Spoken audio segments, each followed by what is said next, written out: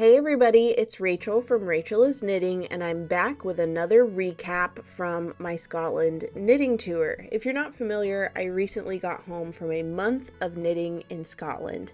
Together with my mom, I hosted 2 knitting tours from the early days of May through the early days of June, or I guess I should say the mid days of May. But anyway, I was in Scotland for a very, very long time, and it was a very wonderful experience. These knitting tours are full of amazing things like seeing new places, making new friends, trying new yarn, learning new skills, eating amazing food. It all runs together to culminate in an incredible time and an incredible trip. So I'm really happy to get to share a recap with you. Today's video is a recap of day 3 of Scotland 1, or the first Scotland knitting tour.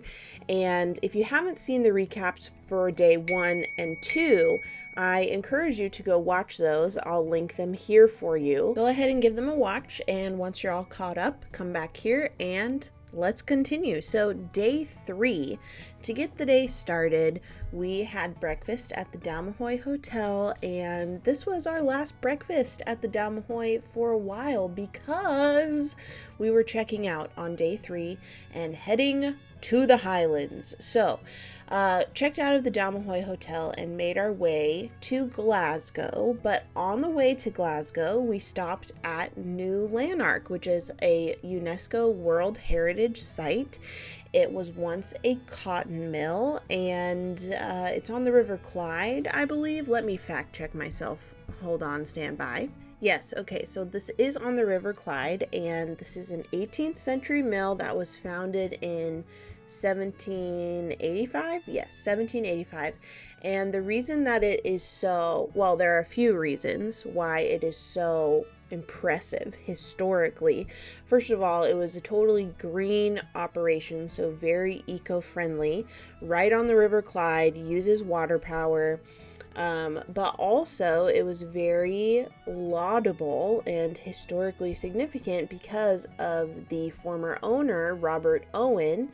He instituted some pretty radical worker expectations or workers' rights, working conditions, looking out for the safety and well-being of his workers. This is what we learned on the tour. However, I am not convinced Robert Owen was a super great guy. He kind of seemed a little culty to me, to be honest, but I just had, a 45-minute tour twice over the course of a month, so I'm not an expert, but I am suspicious of Robert Owen. Anyway, so he instituted these working conditions that were pretty revolutionary. For instance, not making his workers work 7 days a week. They got a whole day off. Oh my goodness.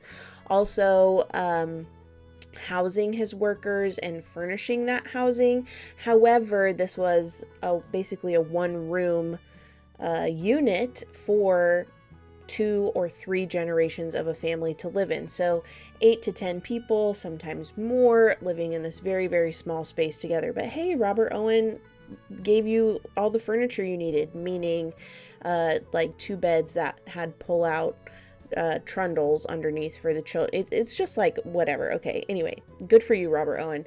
Also, he did not pay his workers in cash. He gave them tokens that were redeemable at the New Lanark General Store, and they could exchange those tokens for actual coins, but the exchange rate was not in their favor, and it was not an easy process to do. So Robert Owen, were you really that great? I don't know.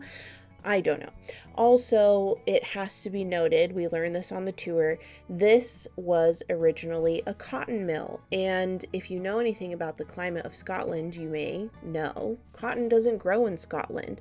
But do you know what is prolific in Scotland? Wool.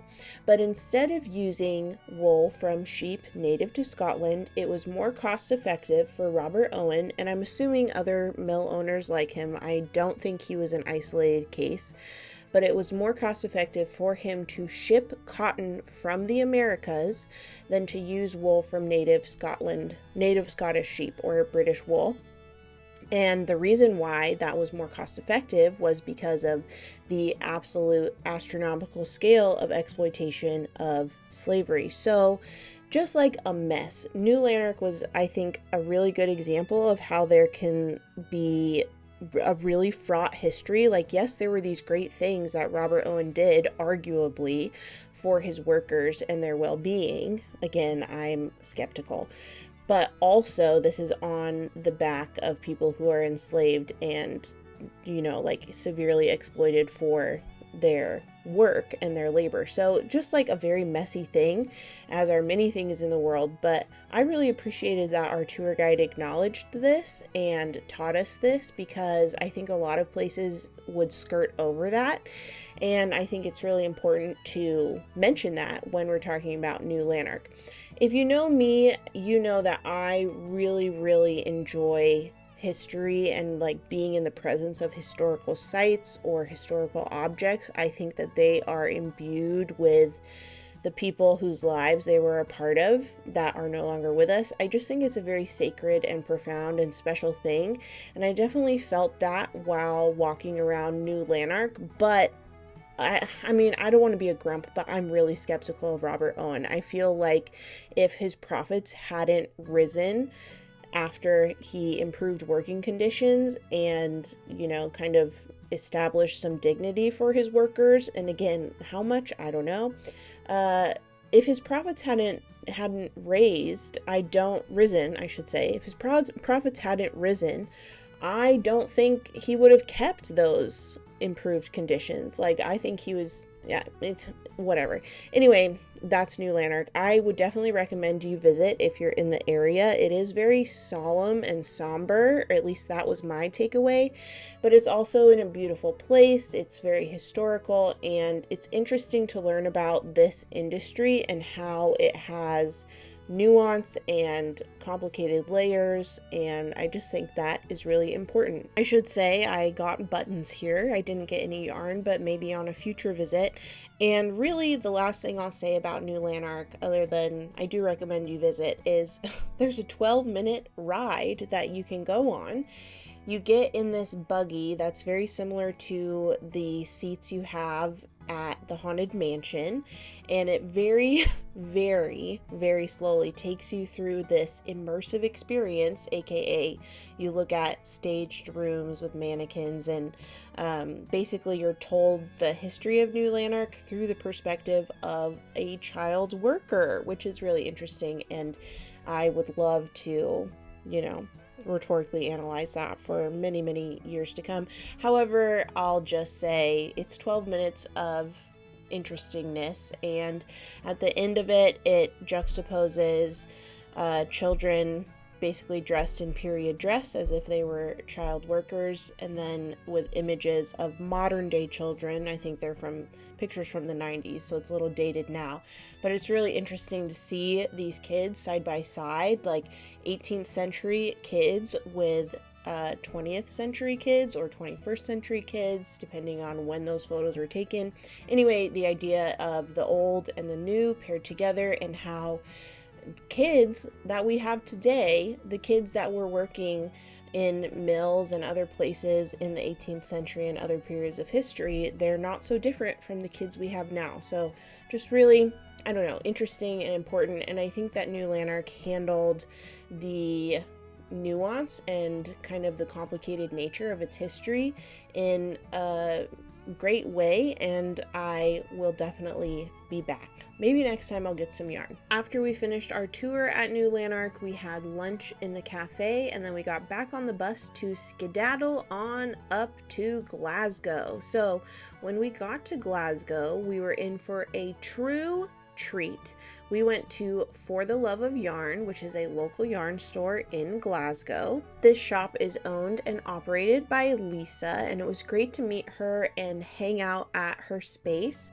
This is a beautiful yarn store. It's very open. There's tall ceilings, there's lots of light, and there's basically a whole living room set up in the center of the shop. This is also Lisa's dye studio, so it's kind of all in one, and it was just great wait to be there. We were there for our first workshop of the tour. We had a lace knitting workshop with Tilda from the Orry mill, and as it started, everyone got to pick 2 balls of Knitting for Olive merino. This is a fingering weight merino yarn, and I chose this like blue greeny color that I'm really captivated by lately. And we got to find our spaces. The more beginner knitters grouped up at the table, and then the people who felt confident being self-directed with the pattern kind of hung out around the living room area of the shop. So I kind of circulated during the workshop and basically was nosy and looked at everybody's knitting. I didn't really knit much myself. And I also picked out all of my treasures and goodies. So basically we were there for several hours, and there was cake that they had made for us and tea and coffee, and it just felt so hospitable and so warm and fuzzy to be there and just to make new friends right off the bat with Lisa and her team. I did some damage in terms of shopping. I got a couple braids of fiber along with some yarn and stitch markers, a row counter, just all sorts of bits and bobs. In fact, let me look at the photo of my haul. Let me see if I can pull this up here. Okay, so here's the photo of my haul. As you can see, it's a good haul. I have very good taste. So I got 2 braids of fiber. I purchased this skein of yarn. I was also gifted a skein of yarn, which is not in this photo. It's orange and blue and white, and it's inspired by Iron Brew, the basically national beverage of Scotland. It's a soft drink or soda or a pop, depending on where you are and what you call it. I also got a little tin of stitch markers. That's what that circular sheep is down there. It's a screw tin with little cat ear stitch markers inside. Then these purple, almost like gemstone, I think they're faux gemstone type stone markers, and then this cute little row counter. I also got the Shetland Wool Week pamphlet for this year. I really like this hat pattern, this tam pattern. I've seen a purple, pink, and yellow color scheme version of it, which I really like. So when I saw this Wool Week pamphlet, I just had to get it because I had seen that hat prior and I liked it. So back to For the Love of Yarn. There's this beautiful mural at the front of the shop that says enough yarn is not a thing, and I just thought that was a really good mantra, and I'm going to adopt it. I should note also that this is isolated to Scotland 1. We did not go to For the Love of Yarn on Scotland 2, but we still had a workshop with Tilda. So what we did for Scotland 2, let me tell you about that now. This was, okay, let me be honest with you. I did not think that it could be topped to have the lace knitting workshop at For the Love of Yarn, because I really truly enjoyed my time. I love the living room setup. I love how community focused that space is, just in how it's logistically laid out. Really loved the time, loved the food, loved the snacks, loved the chats. So I was kind of sad that for Scotland 2 we would not have our workshop there. However, where we had our workshop for Scotland 2 turned out to be just as amazing, if not even more enjoyable. It was at a distillery. So we went to Jackton Distillery, also known as Rare Whiskey, which is a family-owned distillery. They have whiskey, gin, wine. What else did they have? They might have had vodka, but I can't remember. But anyway, we sat down, we picked out our yarn. Tilda had this beautiful display of the Knitting for Olive. And then, as I was getting started on the lace knitting workshop, one of the very kind people at Rare Whiskey came up to me and thanked me for bringing the tour and saying, if you want to sample anything or anybody else wants to sample anything, just let me know. So that's exactly what we did. And by sample, I didn't realize that he meant he was going to open any bottle we wanted and let us taste anything we wanted. So I got quite an education on gin. I tried a pink gin. I tried a blue gin that's I think made with or infused with tonka beans and Oh geez, I forget what the other thing was, but just really delicious, really, really good. Also tried a French wine. It's not obviously made at this distillery, but they have a partnership with a vineyard in France. It was just a great time. My mom got to sample, other people got to sample. We really enjoyed ourselves. And then after we finished up at the distillery, I would definitely, by the way, have more workshops in distilleries. So I'm making a note to myself, my future self, for when I'm planning the itineraries. Look out for distilleries because that's incredible. It was such a good time. So after the distillery, we went to Tilda's yarn shop. She owns a little yarn store, a haberdashery in Glasgow. So we visited there. We did some damage. It was, standing room only, so you had to squeeze by people to get what you wanted, and we were all very respectful of each other, of course, but it was a tight fit. We came away with lots and lots of goodies. Here you see Jonan with her goodies and Clara with hers. We've got Maureen and Mary. Just some excellent taste on these tours. I just have to say, the people who sign up for these tours are just really, really good at shopping. So that was the difference between Scotland 1 and Scotland 2 for day 3 of the tour. After the workshop, though, things were the same moving forward for day 3. So what we did next was get back on the coach and make our way to our hotel for the night, which was the Radisson Blu in the Glasgow city center. This was a very luxe hotel. Modern. It was the first hotel that we had air conditioning at, which for particularly on Scotland 1, this was very welcome because we were in a Scottish heat wave during Scotland 1. So the room had great big windows, and this is what the room looked like when I was sharing with Leslie on Scotland 2. And let me show you what the room looked like when I had the room to myself. Or no, Leslie and I shared on Scotland 1, but I had the room to myself on Scotland 2. Look at this. Huge bed, a couch, a window the size of France. Incredible.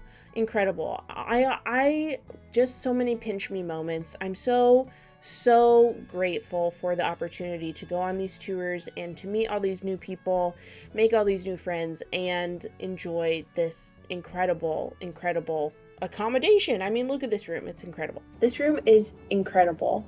It's so spacious. There's a tub and a shower.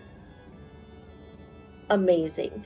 Every room that I've been in, except the little houses at New Lanark, I am looking through the lens of a future craft room. And I'm like, yeah, this will do. This space will do. But let's read this note. Wishing you a very warm welcome to the Radisson Blu Glasgow. We look forward to your stay with us, and we hope you have a lovely time here. If you have any questions, please don't hesitate to call on us. Team RBG, not Ruth Bader Ginsburg, rest in peace. Radisson Blu Glasgow. And look, little chocolate covered strawberries and blackberries and raspberries and blueberries and little, I want to call these pirouettes, but I think that's wrong. What are these called? Like the little roll up wafer chocolates, and this just looks like rolled up chocolate. What a treat. Thank you, Team RBG. I appreciate it. So at the Radisson Blu, we had a buffet dinner, which was nice because, as I mentioned on the day 2 recap, a buffet, I won't turn it down. I can try a little bit of everything or a lot of everything, and I sure did at the Radisson Blu. It was very, very enjoyable. After dinner, Catherine said, okay, everyone, come down to the lobby, bring a glass, and we're going to have some whiskey, because she had purchased some whiskey in, I think, maybe Edinburgh was where she got it. I don't remember. But Catherine shared her butterscotch whiskey with us. It was delicious. I liked it. It's whiskey. And after that, Leslie and I headed to bed. I think some more people might have stayed up in the lobby knitting. But just a good time was had by all, a real bonding experience. And then it was time for the next morning to come. And you better prepare for that also, because day 4 is the day when we finally meet Highland cows up close and personal. We also get a guided tour of the Burrell collection, which I'll tell you all about in the next recap, including a recap of our time walking with wool. So we got to learn all about this very historic practice. Very, very cool.